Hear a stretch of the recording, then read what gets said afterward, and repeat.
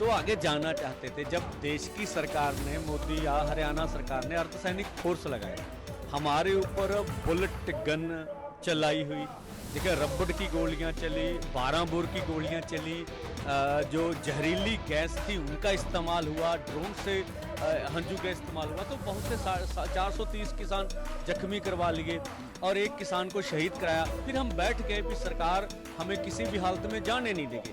तो लेकिन जो सरकार किसानों के ऊपर गोलियां चलाएगी, किसानों का हक नहीं देगी, कभी भी किसान मजदूर उनको सत्ता में नहीं लाए। शंभू बॉर्डर पर मौजूद हैं जहां पर किसान मोर्चा लगा हुआ है और आप देख सकते हैं पहले एक तरफ जहां बैरिकेडिंग है, लगातार हरियाणा पुलिस ने, हरियाणा एडमिनिस्ट्रेशन ने जो शंभू बॉर्डर पर जो अमृतसर दिल्ली हाईवे है उसको ब्लॉक किया हुआ है ताकि किसान जो हैं वो दिल्ली आगे ना जा पाएं। और ये बैरिकेडिंग लगातार 13 फरवरी से यहाँ पर है, जिस दिन पहली बार हैवी टीयर गैस शेलिंग की गई थी किसानों के ऊपर, उसी तरह बंदोबस्त हरियाणा पुलिस ने लगाया हुआ है। लेकिन दूसरी तरफ आप देख सकते हैं कि किसानों का जो है वो जज्बा भी कायम है और यहाँ लगातार किसान जो हैं वो डटे हुए हैं।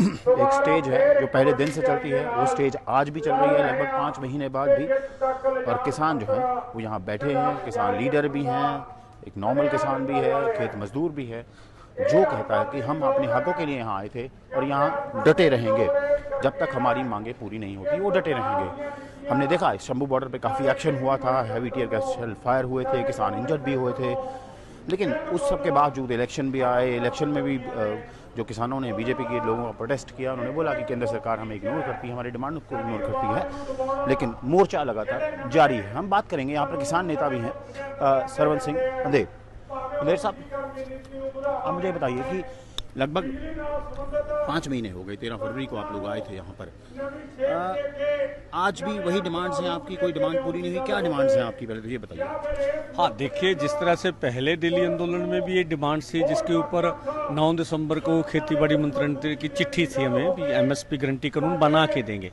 तो एमएसपी गारंटी कानून अभी बना के हमें नहीं दिया गया। उस चिट्ठी में ही था भी सभी देश के जो भी आंदोलन चला केस वापस लेंगे, वो वापस नहीं है। दिल्ली सरकार का समझौता था लखीमपुर खीरी का इंसाफ देने का।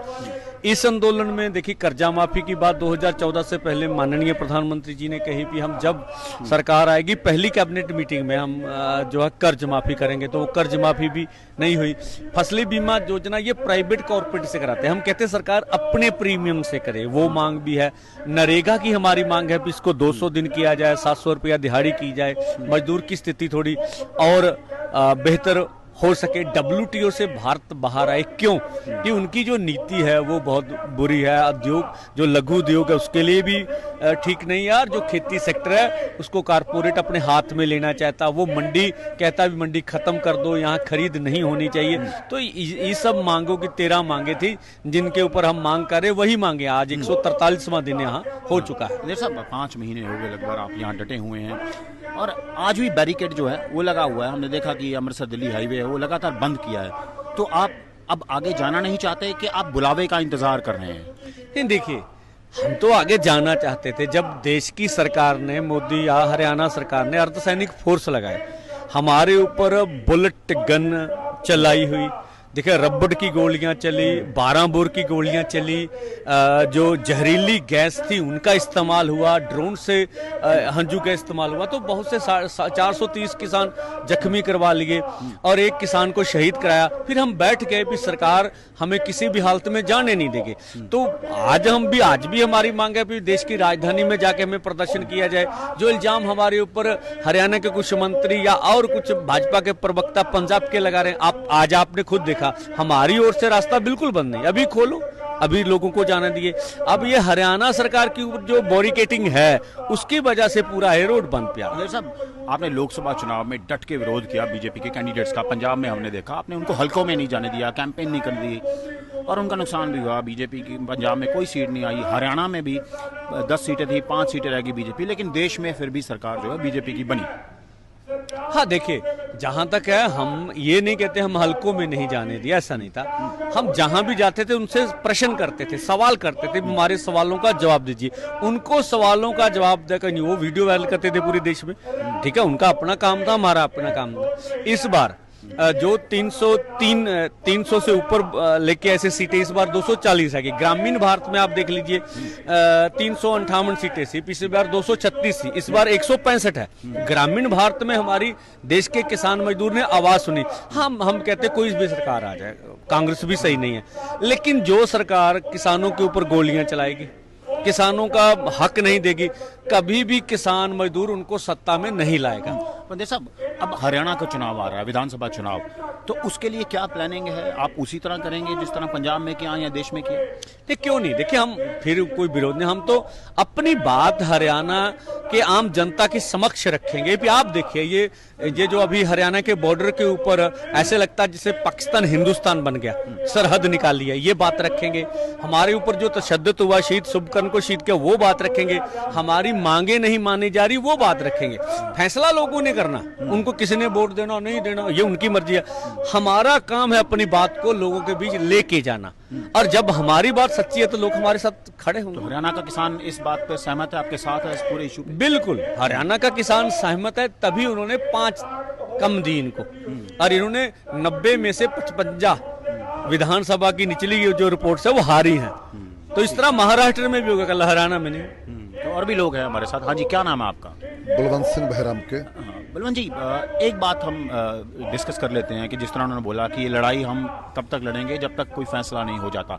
किस तरह का फैसला चाहते हैं आप कि क्या डिसीजन हो तब ये डेडलॉक जो है खत्म होगा? देखो, आज 143 दिन हो गए मोर्चे को चलते हुए, और ਅਸੀਂ ये गल कहते हैं भी ये मोर्चा उतनी देर तक ऐसे ही चलता रहेगा जितनी देर तक हमारी दिए हुए मांगों को सरकार मानती नहीं है। हम तो घरों से ये वादा करके आए हैं, घर वालों से, कि जब तक मोर्चा फतेह नहीं होगा, मोर्चा जीता नहीं जाएगा, हम यहाँ ही रहेंगे। ठीक है ना। मोर्चे में देखो, हरियाणा ही गिनती गांव से आकर के बढ़ रही है, और गिनती बढ़ने का सबसे बड़ा कारण ये है कि सरहदें लगा करके सील कर दी गई है, आगे किसी को जाने नहीं दे रहा जा रहा। इसीलिए हम बोलते हैं कि सरकार हमको पाकिस्तानी, चीन के लोग ना समझे। इसी देश के हम भारत के नागरिक हैं। यहाँ हम सब फसलों पे अनाज पैदा करते हैं, इसीलिए फिर वो अनाज पैदा करके हम भंडार भरते हैं, केंद्रीय पूल में डालते हैं, और ऐसा व्यवहार हमारे साथ किया जा रहा है, ये ऐसा ठीक नहीं है। बलवंत जी, मैं पहले दिन भी आया था यहाँ पे, बहुत बार आए हम लोग यहाँ पे।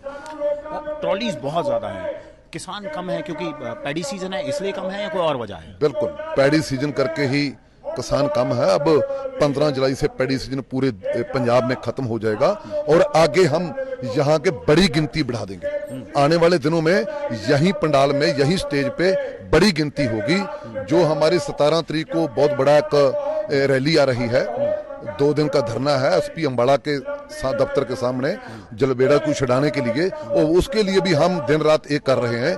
पंजाब से भी और हरियाणा से भी और अदर स्टेटों से भी यहाँ सारे हमारे किसान जो इकट्ठे होंगे। और रणदेव जलीड़ा जो है, उसने आज तक कोई क्राइम नहीं किया है, कोई ऐसा काम नहीं किया कोई देशद्रोही हो, पर लेकिन उसको एक जवान होने के नाते, आपके बाप के साथ अणके मोर्चे में खड़ा होने के नाते उसको जेल में डाल दिया है। इस सरकार का व्यवहार ठीक नहीं है। हरियाणा चुनाव के लिए क्या तैयारी है आप लोगों की? किस तरह आप सरकार को घेरना चाहेंगे, अगर आपका ऐसा कोई प्लान है तो? हाँ, देखो, हमारा जैसे प्लान पंजाब में था चुनाव में, वैसे ही अब 1-2 महीने रह गए हैं।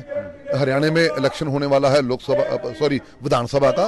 उसके लिए सारों के पास हम जो बीजेपी के लोग हैं, जो कैंडिडेट होंगे, उसको घेरेंगे और सवाल पूछेंगे।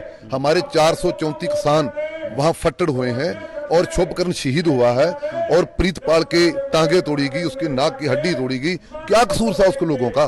को देखो, किसान के 2 बेटे हैं, एक बेटा वो है जो यहाँ बैठा हुआ है, एक बेटा फौज में है जो देश की रक्षा करता है।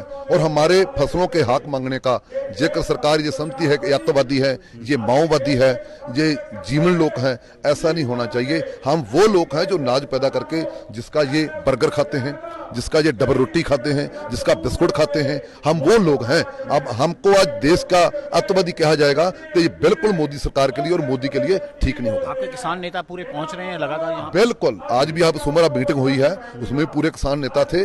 जो रह जाते हैं वो दूसरे दिन आ जाते हैं। हमारी लगातार मीटिंग जारी है, दौर जारी है मीटिंग का। हम इस जो मोर्चा लेके चले हुए हैं, इस मोर्चे को फतेह करेंगे। हाँ जी, क्या नाम है आपका? हाँ जी, आपका क्या नाम है?